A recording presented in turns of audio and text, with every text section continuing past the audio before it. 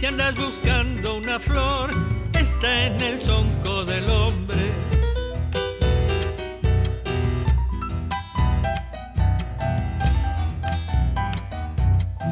Cada cual cante a su modo, yo canto bajo la luna, recordando a mis paisanos pagos de Orcotucucuna. La luna blanquea la arena, plateando el salitral. Si parece que hasta el monte se ha hincado para rezar.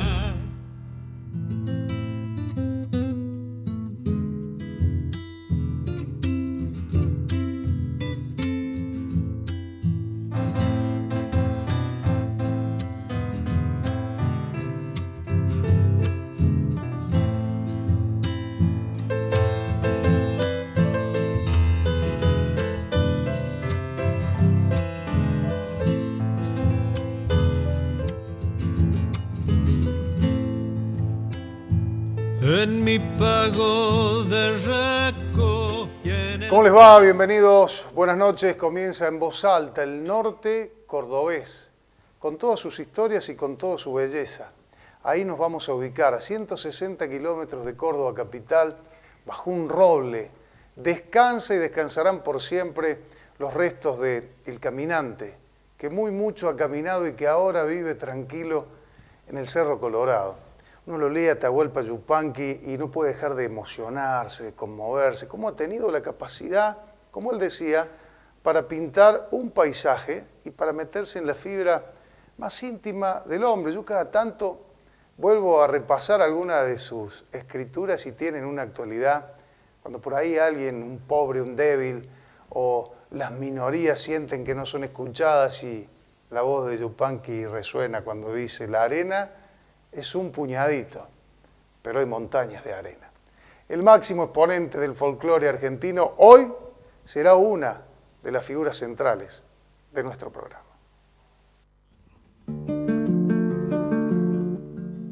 Yo me voy con mi destino para el lado donde el sol se pierde. Tal vez alguno se acuerde que aquí cantó un argentino, decía Yupanqui. Figura cincelada de guitarra y sentimiento nacional que siempre orientaba su mirada hacia el hombre y el paisaje para abrazarlos en una canción. El estanciero tenía también sus cañaverales y en los tiempos otoñales juntábamos los andrajos y nos íbamos para abajo dejando los pedregales. La tierra lo vio crecer. Había nacido en un paraje llamado Campo de la Cruz, pero por la lluvia que ese día anegó los caminos, lo registraron en pergamino como Héctor Roberto Chavero. Años más tarde, el mundo celebraría su verdadero nacimiento, el de Atahualpa Yupanqui. A los 14 años empecé a escribir con este nombre, Yupanqui. Como en mi casa se manejaba el quechua, no corrientemente, porque mi madre no lo hablaba, pero sí mi padre, mis tíos, mi abuelo, se hablaba el lenguaje indio, sin ser indios, sino allá con una vieja raíz de la tierra, Éramos, como decía mi padre en broma, ¿qué color tiene usted? Color argentino firme. Bueno, éramos color argentino firme. Es mi color. Empecé a firmar los nombres en el secundario, en una revistita que teníamos, a firmar pequeñas coplas muy malas y sonetos con este nombre, Yupanqui, que quiere decir has de contar, narrarás. Yo no tenía la menor conciencia.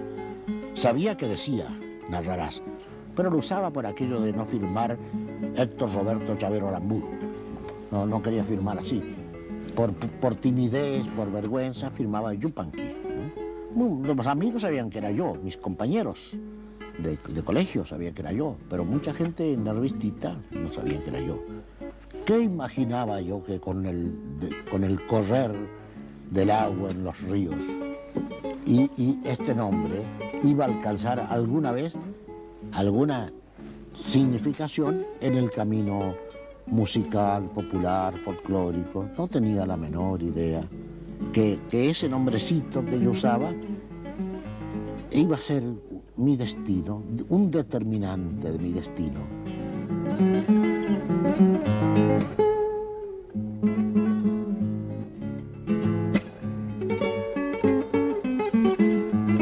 Roberto Colla Chavero, bienvenido Colla otra vez. Bueno, muchas gracias. Un placer de estar en vuestra compañía. El placer es nuestro y la primera pregunta es, te veía escucharlo con atención, a Atahualpa, tu papá. ¿Qué sentías mientras lo escuchabas? Siempre lo escucho con atención, porque en la palabra de mi padre uno siempre encuentra algo nuevo. Por más, digamos, yo filmé en el año 89-90 con él 20 horas de videos, de charlas. Algunas salieron en un DVD que anda por ahí, que se llama El Legado. Un DVD que se llama El Legado. Y bueno, cada tanto, por cuestiones de trabajo, uno empieza a revisar las charlas, y estamos hablando ya de muchos años. Y bueno, y siempre voy descubriendo algún detalle, alguna frase que no la había registrado en su momento, algún concepto, alguna observación. Y bueno, para mí es, digamos, es una fuente inagotable de aprendizaje, ¿no? Es decir, creo que tener la posibilidad de arrimarse a la sabiduría es maravilloso, ¿no? En el caso mío, seguramente ya de grande pude valorar mucho mejor muchas cosas de mi padre, ¿no? Que a lo mejor siendo adolescente, joven, hombre joven, qué sé yo, uno anda con sus cosas. Pero bueno, a partir de filmar ese video y empezar a ver los trabajos de edición, recopilación, transcripción de lo que hablaba. Entonces, bueno, todo esto me fue arrimando un mundo que estaba en sus canciones. Solo que acá lo explicitaba o lo explayaba de otro modo, y realmente no sé, a mí me cautiva, digamos, ¿no? O sea, realmente me cautiva. O sea, mi padre tiene una palabra, se pone a hablar. Me pasó una vez con un amigo, con Máximo Arbe, que es un licenciado en filosofía de Córdoba, de la Universidad de Córdoba, que hizo su tesis sobre Yupanqui, sobre la obra de Yupanqui. Entonces un día viene a visitarme, yo tenía en VHS las charlas, y no sé, charlando, qué sé yo, somos amigos de muchos años, le digo, che, Maxi, ¿querés ver una de las charlas del Tata? Sí, cómo no, lo puse el aparatito, 6 horas estuvimos viendo charlas del Tata hasta que dijimos, basta, porque él se tenía que volver a su casa. Es decir, y yo ya las había visto muchas veces. Pero en realidad, es decir, realmente escucharlo hablar en mi padre es asomarse a un universo fantástico del que uno siempre saca algún aprendizaje. A ver, el aprendizaje es el que recibimos todos los que hemos escuchado sus canciones, leído sus poemas, las cartas. En las cartas uno advierte la expresión de verdaderas obras de arte, ¿no? Que él podía transformar en una simple comunicación epistolar. Ese era Yupanqui. Y digo todo esto porque todos hemos recibido las lecciones de sabiduría. Vos como hijo, ¿qué aprendiste de él? ¿Qué te decía él en las conversaciones privadas si hoy tenés que recordar una enseñanza, una lección? No, él no se ponía a enseñarme. Básicamente él reflexionaba cuando veía alguna cosa por televisión, escuchaba algo por radio, algún comentario sobre un diario, un libro, o un acontecimiento, pongámosle, no sé, una entrega de premios en la que él hubiera participado. Él siempre tenía alguna observación. De él lo que yo creo que aprendí es a observar, que es una condición innata del campesino, ¿no? A observar en silencio. Y recuerdo un compañero en la música, un guitarrista que me acompañó unos cuantos años, Jorge Morales, un chileno, que le comentaba, un día lo pesqué comentándoles a otros chicos músicos que estábamos sentados todos en una mesa, y en un momento le hice, no sé qué observación hice, y uno de los chicos se quedó sorprendido, ¿no? Y Jorge le dice, Fernando, Colla observa todo. Y es verdad, o sea, tengo la costumbre de observar los gestos, las miradas, o sea, todo, absolutamente todo. Me crié entre campesinos. Entonces es una costumbre que uno no pierde, y no es una cuestión de inquisición, digamos, ¿no? Sino es un acto natural, digamos, ¿no? Uno aprende a observar la naturaleza, qué sé yo me acostumbré a andar en el monte solo, y uno tiene que andar en silencio y observando permanentemente el entorno. Hacía un ejercicio, yo me acuerdo, me metía en Santiago del Estero en el monte solo, sin saber qué camino seguía, o sea, me metía en el monte y era para mí un ejercicio, o sea, como quien hace una meditación, solo que yo caminaba en el monte en silencio. Por ahí me perdía, yo me acuerdo Taco, que lo nombro en la chacarera, que no sé si la escuchamos recién, Taco de Orco Tucucuna me decía, oiga, don Chavero, no se va a querer perder, ¿no? Porque claro, era todo monte. No, le digo, quédese tranquilo, Taco, yo calculo que sé andar en el monte. Y por ahí sí me perdía, pero eso era el ejercicio.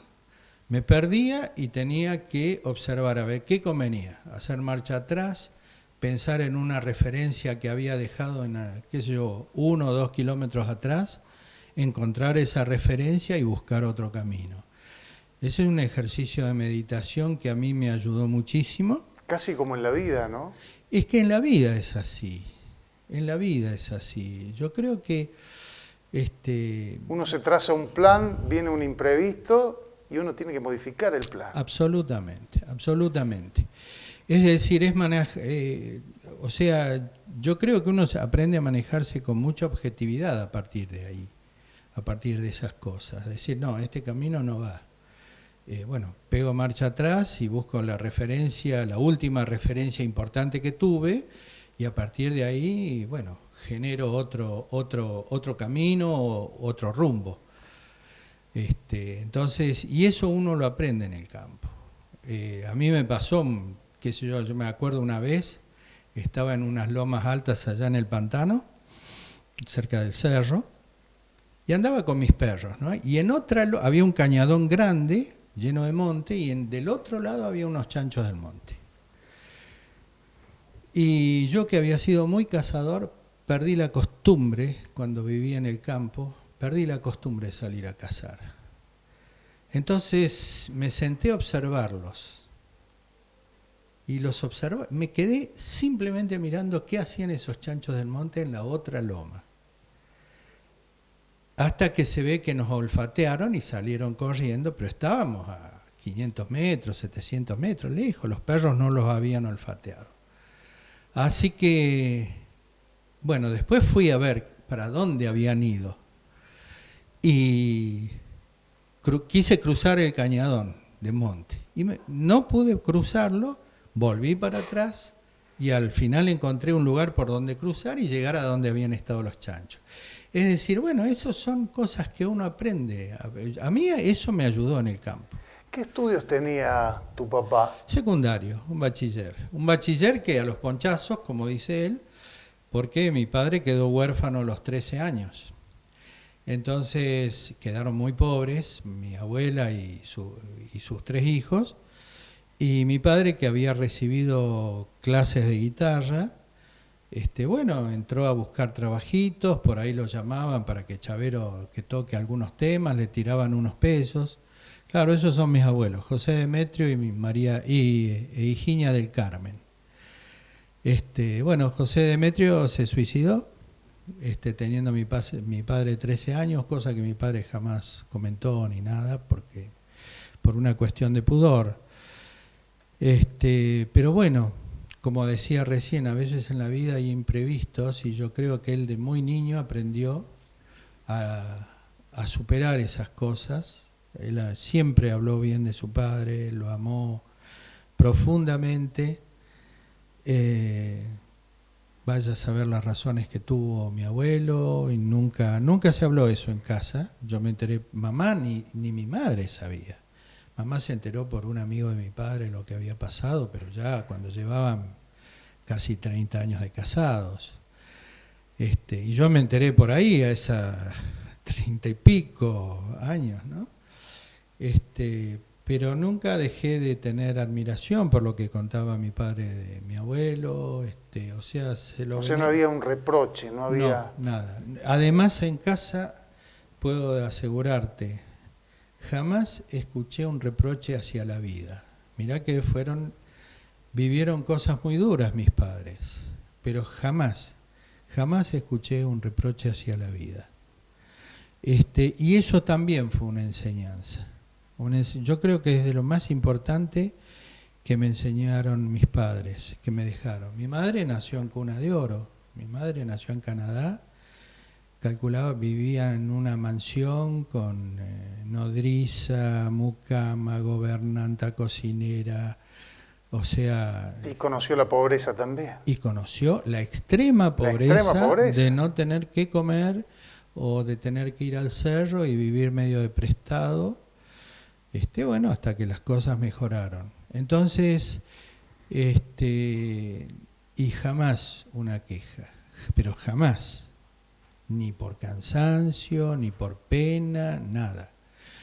Normanda, ¿no? Obviamente, origen normando, los normandos no se quejan, le meten para adelante. Y bueno, eso fue un aprendizaje importantísimo para mí, del que tuve conciencia cuando, bueno, a mí también me tocó enfrentar a lo mejor periodos complicados, y yo me daba cuenta que a pesar de un sufrimiento, un padecimiento, sentía la necesidad de salir adelante. O sea, era más importante la fuerza para salir adelante que pensar en lo que me había pasado. Pues sabés que te escucho y uno va descubriendo lo Yupanqui, lo que contás del papá, que se quita la vida, y sin embargo ahí lo vemos a un niño de 13 años, yo lo estaba viendo, avanzar y continuar y no hacer una referencia a esto. No. Y me parece que en esa actitud radica un mensaje que estamos compartiendo con un montón de personas que a lo mejor han tropezado en la vida. Uno ha tropezado, vos has tropezado, todos.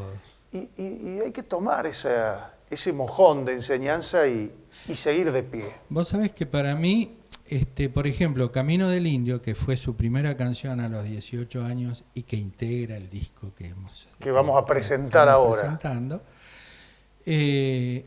tiene una frase que para mí es muy simbólica, ¿no? Camino del Indio sembrado de piedras.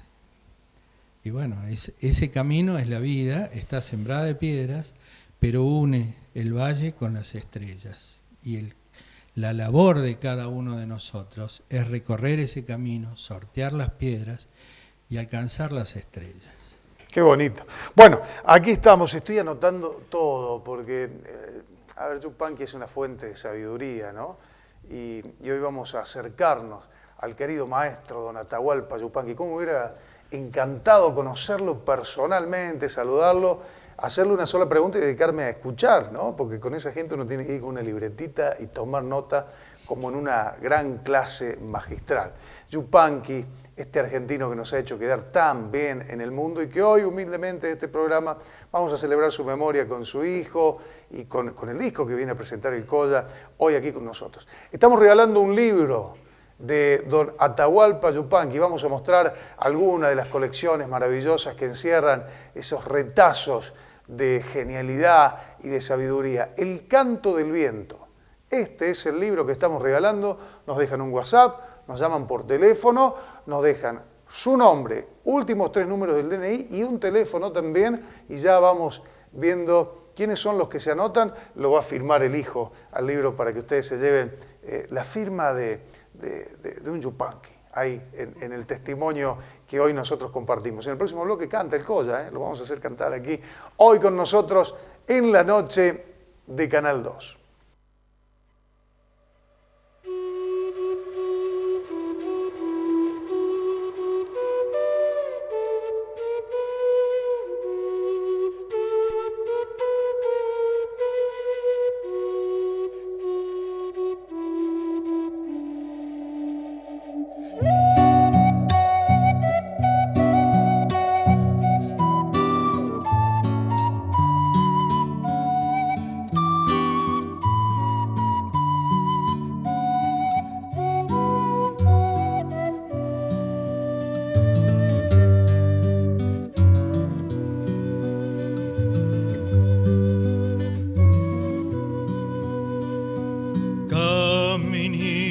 Del indio, sendero coya sembrado de piedras,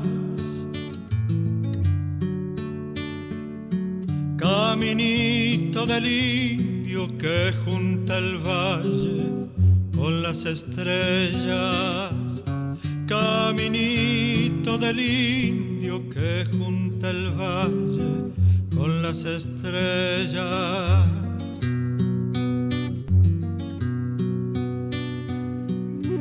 Caminito que anduvo